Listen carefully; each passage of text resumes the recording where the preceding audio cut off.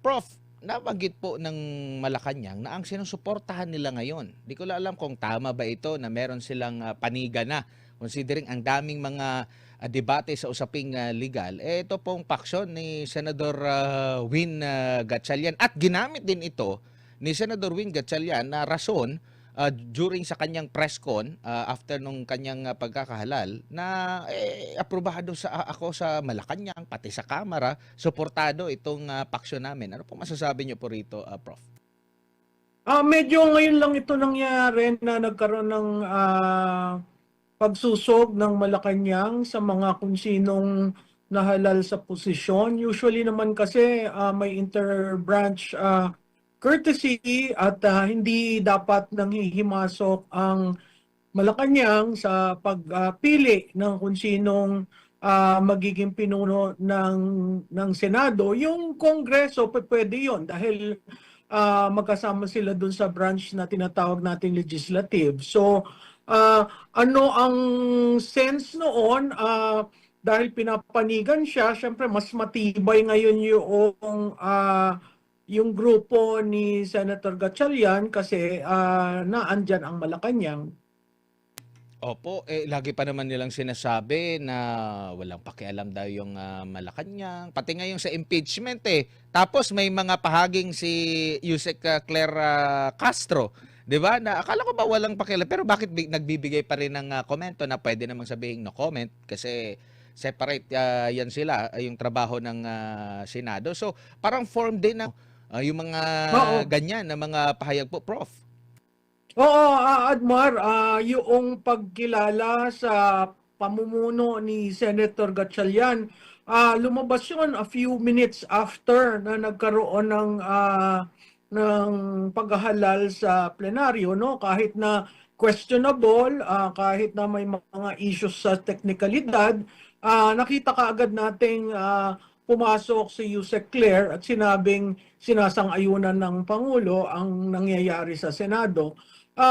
Pwede siguro Konektado sa impeachment or sa flood control anomaly investigation? Konektado sa impeachment or sa flood control anomaly investigation po? dahil sa flood control, pero may isang medyo nakakabahala na linabas nila yung isang resolusyon na nung nagkaroon ng pagpapalit, immediately may amendment of the rules to designate a presiding officer for the impeachment court. Makikita mo na sa tingin ko balanse ang importansya niyan dalawa. Mahalaga sa palasyo yung flood control dahil yung naratibong hinahanap ng taong bayan kung sino ang mastermind at yun ay papalapit ng papalapit at narinig nga natin yung sinabi ng 18 Marines, no?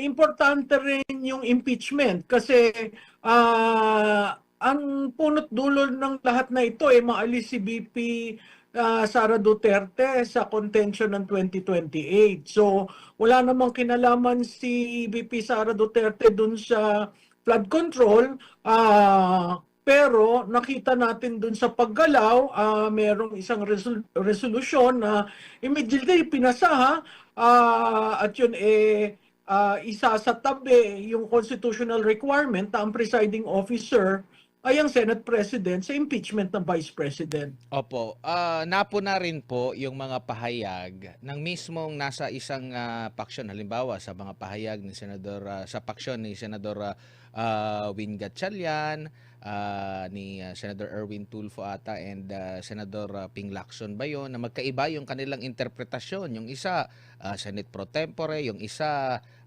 Senate President. Nakikita nyo ba na patunay ito na kahit sila parang hindi talaga sure or talagang ginawa lang nila ito, nagbabakasakali lang nila na tanggapin, Prof? Alam mo, Admar, the fact na hindi sila naghalal ng Senate President, alam nila may problema sila. Kasi nag-call ka ng vacancy of all chairs, no? Vacant. Unang-una ang mali doon, makikita natin doon sa roll call, 24 yung tinawag. dun sa 24, kung 24 ang tinawag mo sa roll call, ano ba ang majority? Ang majority nun 13, hindi 12. Hindi rin sinabi dun sa roll call na wala doon si Senator De La Rosa o wala doon si Senator Jinggoy Estrada. Minention yung 24. So technically, ang kanilang total na miyembro sa roll call ay 24. So paano nagkaroon ng majority na 12? Yun ang isang problema doon. Pangalawa, makikita mo, papasa-pasa sila dyan, hindi nag-oath ang majority floor leader. So paano mo madidispense lahat ng binibigkas ng majority floor leader? Hindi siya nag-oath. Ang nag-oath lamang si Pro Temp, si SecGen at saka si OSA. Yun lang. Yun nga pag-o-oath ng Pro Temp, may problema pa dun kasi hindi nila maintindihan kung acting Senate President ba o Senate President. Kasi klarado ang rules. Walang acting na position, may acting lamang kung namatay, may sakit, may ilang reiteration doon na sinabi sa rules nila. So clearly, maling-mali. Diyan sa picture ninyong yan, ang nag-a-administer ng oath, sinabi nila the most senior, no? But in the process that he was administering oath, he still remained the minority leader. So maraming technical issues. Ako yung sumasaludo doon sa SecGen at hindi siya naging parte ng circus, no? At sinabi niyang he will not call the roll. Yung si Attorney Garcia nga ang nag-call the roll. At makikita mo doon sa calling of the roll, ang huli niya, Senate President Alan Peter Cayetano. So, kung i-review mo yung buong video na yan, ang daming pagkakamali na ginawa na nakakalungkot dahil sa kagustuhan nilang mapaltan, pwede namang maghintay sila pagdating na ng July 27 ng umaga para mapaltan, no? Kisa yung nag-adjourn na, kasi may sulat na nun si Senate President Cayetano, nag-adjourn na pero ininsist pa nila na magkaroon pa ng ganyan. So, nakakalungkot kasi imbis na mag-focus tayo, biro mo pagdating pa ng July 6 sa impeachment court, magigirian pa sila kung sinong presiding officer. Tapos meron pa na letter na mag-work from home nung kahapon. Tapos meron pang letter na hanggang alas 10 lang. Kala ko ba work from home na tapos hanggang alas 10 lang. Tapos hindi rin ito tumutugma doon sa naging komento ni Senador Erwin Tulfo doon sa kanyang yung post niya tungkol doon sa pintor na ganito ganyan tapos sasang-ayon sila sa work from home. Ito yung mga parang hindi nagtutugma po, Prof. Alam mo, ang pinakamaganda sana nilang tingnan para hindi naman naipit ang mga kawani ng Senado, natatandaan niyo yung maze. Ito nung panahon ni yung pagtutunggali ni Senator Neftali Gonzales at Senator Ernie Maceda, may kumuha ng maze, yung linalagay. Kung wala kang maze, walang session. Pero dito, wala siguro nakaisip noon, pero nakakaawa yung mga empleyado ng Senado na willing namang magtrabaho dahil ang sabi nga nitong Gatchalian-led group, kailangan magtrabaho dahil magkano daw milyon-milyon ang nauubos kung hindi sila nagtatrabaho. And yet, nakita mo, nag-work from home, tapos nung nakita nila nakapasok yung grupo ni na Senator Cayetano, bigla na lang sinabi na hanggang alas 10 lamang, no? Nakakalungkot kasi kahit nagkaroon ng hearing, ang sinasabi nila, hindi daw tama yung hearing na yan kasi walang minutes, walang, parang walang nangyari, no? Nakakalungkot ito dahil trilyon na pondo ang nawawala na kontribusyon ng taong bayan. Hindi ba dapat yan talagang head-on pag-usapan dahil hanggat hindi yan na iaayos, ang taong bayan, sa tingin mo kaya mas gugustuhin nating magbayad ng ating mga buwis, no? Kung ang buwis natin napupunta kung saan-saan, bakit tayo papayag ng ganyan hangga't hindi tayo sinasagot? Ano ba talaga nangyari sa ating pera? Tsaka yung kanilang ipinasa agad na rules sa impeachment, yung pag-amyenda, patunay ba yun na, Prof, na kinikilala pa rin nila na Senate President itong si Cayetano? Kasi sabi doon na parang pwedeng humalili in case na wala. Well, kasi sa tingin ko, mahihirapan yung grupo ni na Senator Gatchalian maghanap ng presiding officer. Dadalwa lang ang abogado dyan, si Senator Kiko Pangilinan at si Senator Chis Escudero. Hindi ko alam kung tatanggapin si Senator Chis Escudero ng inalsan niya para siya ang maging presiding officer, no?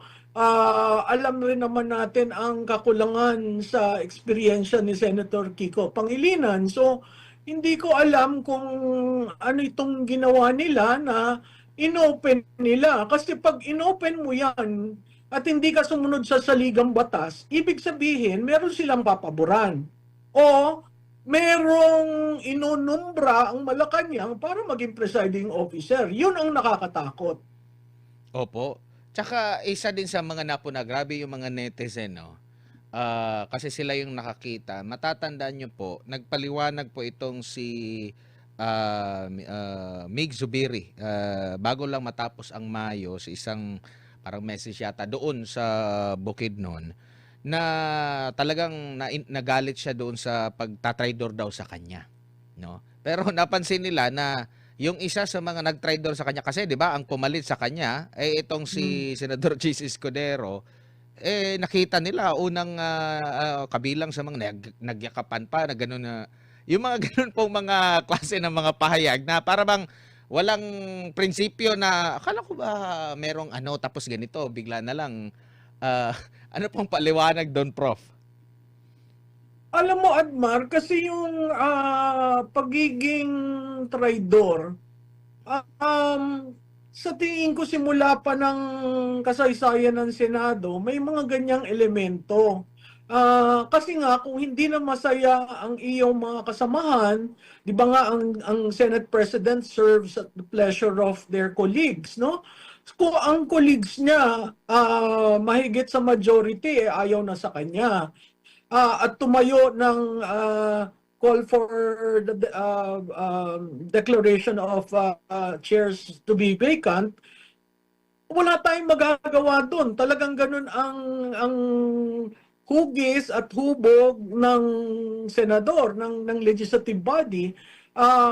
You serve at the pleasure of your colleagues. Meaning, pag hindi mo na pagbigyan, pag merong medyo hindi kayo nagkasundo, nagsisimula doon, no? Mahirap maging Senate President kasi kung titingnan mo yan, 24 republics ang Senado. May iba pa nga dyan, mas mataas pa ang nakuhang boto kaysa sa Pangulo, no? Yung mga previous na Pangulo. So makikita natin na it's very hard to operate that way. Itong administrasyon na ito, katulad na rin ang sinabi ko sa inyo noon, 4 na ang naging Senate President. Diyan sa 4 na yan, parating merong magtatakwil, parating merong magtatraidor, dahil hindi nila nagugustuhan o hindi sila napagbigyan ng pabor. Ganun talaga yun eh. May tinatawag na log rolling, may tinatawag you scratch my back, I scratch yours. Ganun talaga yung deliberative body, na wala na sa atin yung mga panahon na elder statesman. Pag sinabi ng elder statesman na hindi, ganito ang ating pag-uusapan, they talk among themselves. So, isang napakahirap na desisyon na dinaanan ng Senado ay yung pag-alis ng US bases sa atin. Pero nakita nyo, nagrespeto ng bawat isa ang kanilang posisyon, pero dahil may majority, at the time I think the Senate President had to break the tie. So Senator Salonga had to make that crucial decision. At nakita natin doon, Kahit na nagrally si President Cory Aquino na pabor sa extension ng base militar, tinanggap niya yung desisyon ng Senado. Ganun talaga sa demokrasya, hindi mo talaga makukuha ang kabuuan dahil parating merong magsasalita na ayaw. Ang problema lamang dito sa binagkas ni Senator Mig Zubiri, kung galit siya doon, bakit all of a sudden? Tama ka, no? All of a sudden, inayapos niya si Senator Escudero. Siguro pinapakita niya rin na mahalaga si Senator Escudero kasi kung hindi lumabas si Senator Escudero sa plenaryo, walang mangyayari doon sa session nila nung isang araw. Pero hindi na rin siguro nagtataka yung ating mga kababayan na ganyan talaga yung politika. Kasi kung matatandaan mo, viral din ito, Prof, no? Yung tatay mismo ni Senador Mig Zubiri na gusto sanang hawakan, itaas yung kanyang kamay, tapos hindi itinaas yung kamay ni ano. Kumbaga, kasi malinaw kung titingnan mo yung video, parang alam ko naman na napansin siya kasi sila lang dalawa nandoon Tapos hinawakan pa ng tatay niya yung kamay ni BBM during that time, hindi pa rin siya pinansin. So kumbaga, in short, sabi ng mga netizen, parang binastos. Pero sa kabila nito, ito pa rin yung nangyari po, Prof. So ganyan talaga ang mga politiko. At hindi siguro ganyan. Nabubukod tangi itong 19th and 20th Congress under the Marcos administration kasi it's a reflection of the leadership. Kung ang leader, ang pinuno ay ganyan, siyempre ang mga iba, kung nagagawa yan ni Pangulo, bakit hindi natin gawin? Nakita naman natin kung paano ang nangyari doon sa flood control between the appropriations chairman at saka the speaker. Nakita rin naman natin yan sa Finance Committee ng Senado at ng Senate President. Kaya nga naalis si Senator Zubiri, no? Hindi lang pinag-usapan kung gaanong kalaki yung insertion, pero kasama siya doon. Kaya nga pag tinitingnan natin yung problema ni Speaker Martin Romualdez, hindi pa pwedeng si Speaker Martin Romualdez lang ang sisisihin dahil may counterpart sa Senado. Ganon din yung pagkaalis kay Senator Escudero. Apart from that is yung posisyon na tinindigan niya dito sa impeachment. Maganda na sana yung posisyon na tinindigan niya pero alam mo, ang realidad rin sa politika ay yung political survival. Kung ikaw ay may kaso at may pahinto na makukulong ka, hindi katulad ni Senator Estrada. Nakikita natin sa reaksyon ng taong bayan na mas matibay pa si Senator Estrada dahil wala naman yung kanyang kaso pero talagang sumama siya. Ito, talagang humingi ng ayuda at yun nga, ang kondisyon sa kanya, tumawid siya. Kaya tumawid. Ngayon, merong mga usap-usapan na tatawid. Hindi mo naman pwedeng gawin yan dahil nag-adjourn si Jenna unless magtawag ng special session. Naririnig natin na merong mga bulong-bulungan na mag-i-special session. Ito ay pambabastos rin sa proseso ng Kongreso kasi ang special session tinatawag lang because of the urgency of certain bills that need to be passed. Kunyari may supplemental budget. Kunyari yung mga tax measures na gusto nilang bigyan ng kaalawanan ang Pilipino. Pero kung magtatawag ka ng special session para lamang magkaroon ng bagong mayorya sa Senado, maling-mali yan kasi kailangan mag-agree ang House of Representatives. Ano ba yung i-special session natin, no? At pag umagri dyan ang House of Representatives, nakikita natin na ang ating administrasyon, itong Marcos administration, ay talagang walang scruples. Gagawin at gagawin, babalik ta rin at babalik ta rin para masunod ang kanilang kagustuhan. At pag yung special session ay natuloy, mahirap nating tigilan ang CONAS, ang CONCON, kung anumang amendment ng Constitution o kung anumang gusto nilang gawin para sa 2028. Sunod-sunod yan eh. Pag nakalusot yung special session na tinatawag, nakaka nakakabahala, is the right word. Nakakabahala kung mangyari yan. Opo. Yung mga lilipat pa ba rito mula sa halimbawa kung meron man sa panig po ni Senator Alan Peter Cayetano, if ever man po kagaya ng ginawa ni Senador Cheese, hindi sila lumipat dahil sa natakot sila na baka mawalan sila ng suporta dahil sa pressure sa kanila na baka sila makulong. Yes.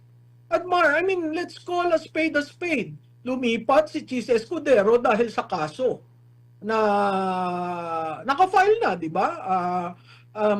Hindi yan, at doon ako nalulungkot dahil ang ganda ng kanyang pagdepensa doon sa hindi pagtawag kaagad ng impeachment. Talagang pinanindigan niya yun. Pero sa isang iglap na wala yon at nakita mo ang reaksyon ng taong bayan, ang pagkasabi sa akin may isa o dalawa pa nalilipat, no, para maging majority talaga yung grupo ni Senator Gatchalian. Hindi nila pwede yung gawin ngayon unless magtawag ng special session. Pero special session to reconstitute the majority is not one of the conditions laid out by our Constitution to call for a special session. Kaya nga ang sinasabi diyan, kung hindi tumawid si Senator Escudero, si Senator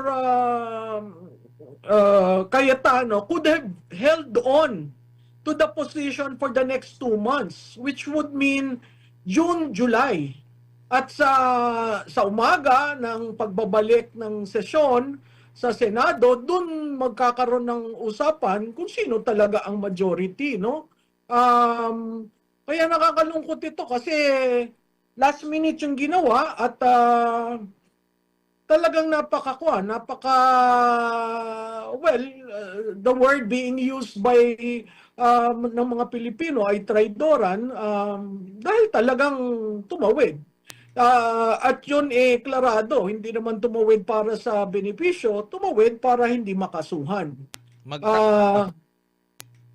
Prof, magtataka pa ba tayo? Pagtatakan pa ba natin if ever man? Kasi nasali na yung pangalan niya doon sa donors niya, yung issue doon, reklamo, pati yung pangalan din niya sa issue din doon kay Speaker Romualdez, nasa preliminary investigation. Pag ito po ay mawala bigla, alam na. Oo naman.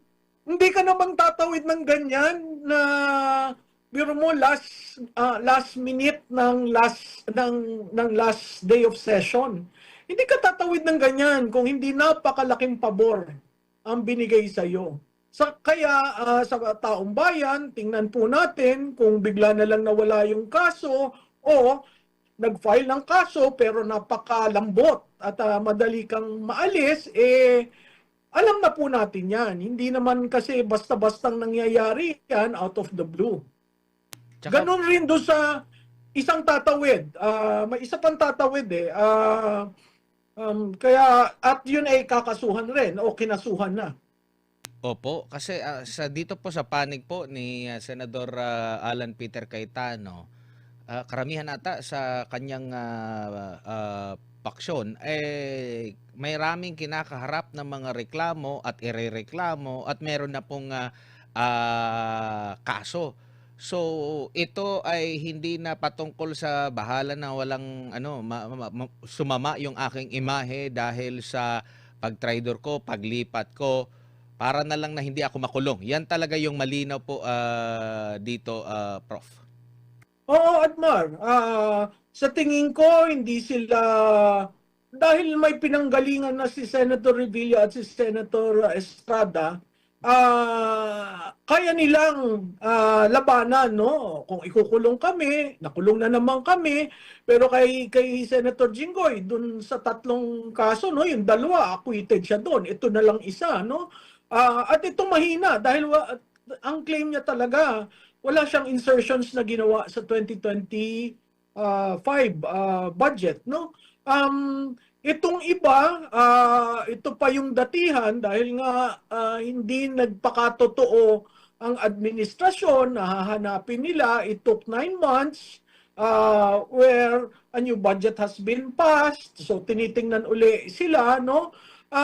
Yung dun sa sinabi mong sa grupo ni Senator Cayetano, sa grupo ni Senator Cayetano, pilit at pilit itong administrasyon na ito, lalo na ang ombudsman, humanap ng kaso para malesen ang nasa grupo ni Senator Cayetano. Alam mo, ang nakakalungkot, pag inisip mo, ang majority pala ngayon ay 12. Imaginein mo anong effect yan pag nag-iba sila ng definition nila sa 2/3 of all members. 'Di ba? 2/3 of all members, 16 to convict. Kung ang sabihin nila 2/3 of all members, yung all members na walang kaso, walang ganyan distinction sa ligang batas. Kaya itong desisyon na ginawa ni Senator Chis Escudero at ang kanilang sinasabi na ang 12 is majority, that opens the gate for the interpretation and reinterpretation of 2/3 of all members.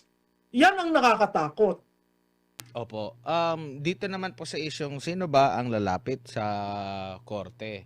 Sa tingin niyo po yung dalawang paksyon na po na ito, Prof. Kasi alam mo, Admar, hindi justiciable yung issue eh. Unless nga gamitin nila yung interpretation sa Avellino, no?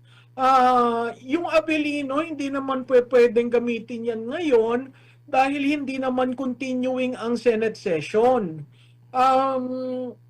Pag yun ang ginamit, siguro depende sa petition, no? Pero sa tingin ko, sa daming kasong nakabinbin sa Senado, ay sa Supreme Court, hindi ko alam kung magiging prioridad yan. Still, ang tingin ko, it's a political issue that is entirely left to Congress. Now, can we get Senator Cayetano and Senator Gatchalian to sit down? Sila lang dalawa. Huwag na yung may mga amuyong pa. Sila lang dalawa. For the sake of the institution, what do you do? Because definitely the group of Gatchalian still believes that ang Senate President is si Cayetano. No? The fact na wala silang hinalal na Cayetano, na Senate President, si Cayetano pa rin ang Senate President. Paano nila re-remedyohan yan? Sa tingin ko silang dalawa ang mag-usap. Hindi mo na kailangan yung the likes of Sota and Lacson eh.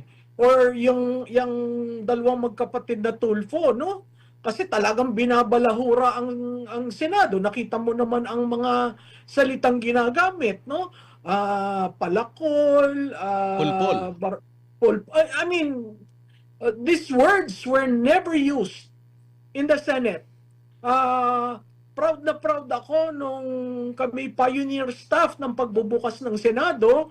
Ngayon, yung naririnig kong salita, napakasakit dahil nung nag-umpisa ang Senado, hindi nila nakita ang hirap namin para lang mapatakbo yung Senado. Dahil wala namang building nun ang Senado, naka-occupy lang kami dyan sa National Museum, no? Ang library namin nasa boiler room. So napakahirap nung ginawa namin para mapatakbo, pero kung maririnig mo ang mismong senador nagsasalita ng ganyan, parang ang feeling nila sila lang eh. Alam mo, ang Senado, noon pa yan. So, tandaan nyo naman ang kasaysayan ng Senado. Ang mga dumaan dyan, no? ang mga nagtrabaho dyan, naaawa ako dun sa mga empleyado ngayon kasi naiipit sila. At biro mo, ang sabi na, kung sinong a-appear sa Lunes, kung ayaw nyong umapir, di wala kayong trabaho. Hindi ho, ganun ang pagiging pinuno. Ang pagiging pinuno, iniisip mo yung mga kasamahan mo, hindi lang yung sarili mo. Tsaka hindi mo rin masisi yung mga empleyado. Hati kayo eh, 12-12 nga kung tutuusin. So kumbaga hindi nila alam kung sino talaga ang susundin talaga, no? Tapos ganyan pa ang maririnig mo. So imbis na ma-uplift mo yung kanilang moral kasi nga doon pa lang sa paghahati di na nila alam eh merong isa sabi ni Senator Cayetano na dapat i-stream pa rin ito, wag pigilan, ganito ganyan. Hati na sila eh, di mo maintindihan yung ano kung saan sila tapos gaganunin mo pa na mga kataga na hindi na nakakatulong din Hmm. sa institusyon po, Prof. Tsaka Admar, wala ng statesman sa kanila. Wala kang nakitang nagmamatanda o kinakausap. Halika kayo, mag-usap tayo. Alam mo, nung panahon namin kasi, naabutan namin yung mga talagang sinauna sa pagdating sa legislative. Parati yun nagro-cross ng aisle. Yung majority pupunta sa minority, kakausapin. Ang parati ko naalala nun, nung ang minority si JPE at saka si Senator Erap Estrada, si Senator JPE, malalim. Magsama-sama tayo, malalim ang reasoning niya. Si Senator Erap Estrada, magpapatawa lamang yan. Tapos makikita mo, nagsasama-sama na. Sa tingin ko, wala na yung panahon na ganun. Kaya nakakalungkot dahil wala kang makita. Sino ba yung magre-reach out para umupo at mag-usap? Kasi masusolbahan yan kung kayo ay mag-uusap. Ngayon, kung ang masyado na kasing naging personal yung nangyari kay Soto at Cayetano, so definitely may iba na naniniwala ako na si Senator Gatchalian disente. Yun nga lang, hindi ko nagugulat ako sa mga sinasabi niya the past few days. Disente yung mamang yan at sana maayos nila ni Senator Cayetano kung paano ang Senado magpa-perform. Importante dyan, independent ang Senado. Kasi nakikita natin ng House of Representatives, talagang ang presidente ang nanunumbra dyan sa speaker. Pero sa Senado, talagang kanyan, those are 24 independent republics. So, mahirap mong pasunurin basta-basta dahil gusto mo. Opo, bilang panghuli na lang po, Prof, mensahe niyo na lang po sa ating mga kababayang nakatutok dito sa mga kaganapan na ngayon at nakikita na nila na ito yung mga binoto ko, sila pala Mm. yon. Ito pala yung performance nila. Ngayon ko lang nalaman na ganito pala sila. Tagal-tagal na nila dyan pero ngayon lumilitaw na yung kanilang kulay. Ano lang po yung mensahe niyo po sa ating mga kababayan po, Prof? Ang ating Senado ho ay refleksyon ng ating mga botante at refleksyon ng panahon, no? Kung kayo hindi natutuwa sa kanilang ginagawa, tandaan po ninyo yung pangalan nila at sa 2028, yung mga re-electionist, kayo ho ang humusga. Doon ho sa naguguluhan, tingnan lamang ho niyo ang saligang batas. Basta ang ating saligang batas, wordy, mahaba, pero pag binasa nyo, maiintindihan nyo na napakahalaga ng independence, no? Independence sa presidente, independence sa magkabilang bulwagan, no? So, panuorin po natin, tingnan po natin ng maigi at tama po yung ginagawa nyo. Kung kayo'y hindi sang-ayon, magsalita kayo dahil ultimately ang bulwagan ng may hawak ng desisyon kung sinong uupo o hindi ay ang taong bayan. Opo. Prof, maraming salamat po sa inyong oras at panahon. Happy weekend, happy maulan na weekend. Salamat, Admar. Maraming salamat sa inyong lahat. Maraming salamat si Professor Malutikia po mga kapartner.